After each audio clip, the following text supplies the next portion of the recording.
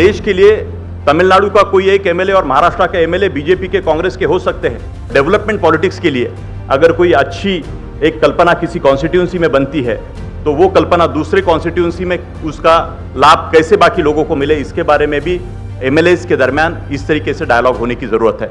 It was a first initiative of the Rahul Karad ji. अच्छा initiative है।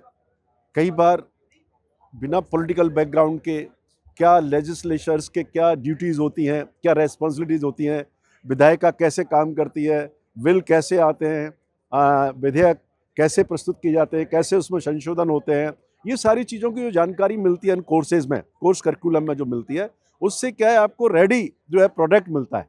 तो पॉलिटिकल सिस्टम भी आजकल प्रोडक्ट मार्केटिंग है, ये मानता हूँ। जो अच्छा मार्केटिंग कर लेगा वो सफल हो जाएगा।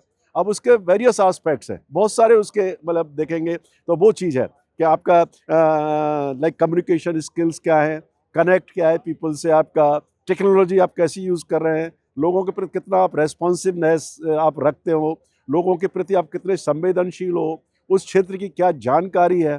तो इस तरह से it's become a like a profession. Political जो सिस्टम है वो एक प्रोफेशन बन गया है, वो केवल पॉलिटिक्स नहीं रही, अब प्रोफेशन है। प्रोफेशन को अपने प्रोफेशन को डेवलप करने के लिए आपको मतलब सारी विधाएं जो भी टैक्टिक्स होती हैं उन सब में एक्सपर्ट होना पड़ेगा, वही पॉलिटिकल फील्ड होगा। अदरवाइज पॉलिटिकल फील्ड में सर्वाइव होना बड़ा मुश्किल करता है।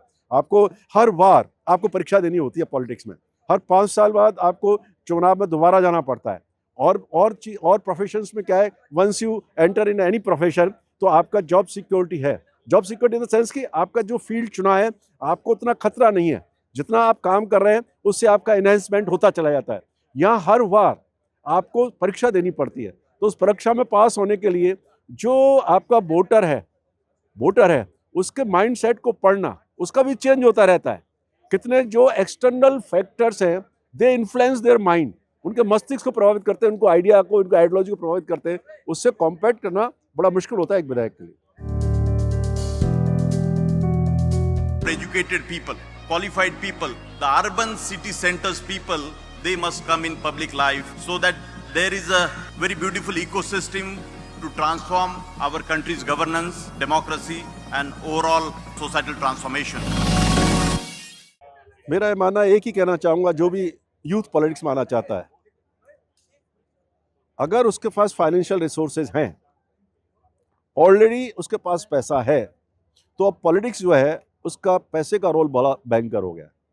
तो उन्हीं यूथ को आना चाहिए।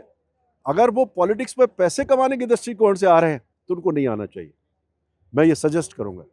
मैं खुद एक प्रोफेसर रहा हूं और उसके रूप में मेरा एक अनुभव है। मेरा सेकंड टाइम मैं एमएलए बना हूं, तो मैं ये कह सकता हूं कि जो लोग कई बार इसके प्रभाव में आकर के जो एमएलए हैं, एमपी हैं, मंत्री बनेंगे, उसमें आते हैं, तो शायद वो भूल करेंगे अगर वो फाइनेंशियली उनके पास स्ट्रेंथ नहीं है, रिसोर्स नहीं है। तो उनको ये सोचना चाहिए राजनीति में आने से पहले।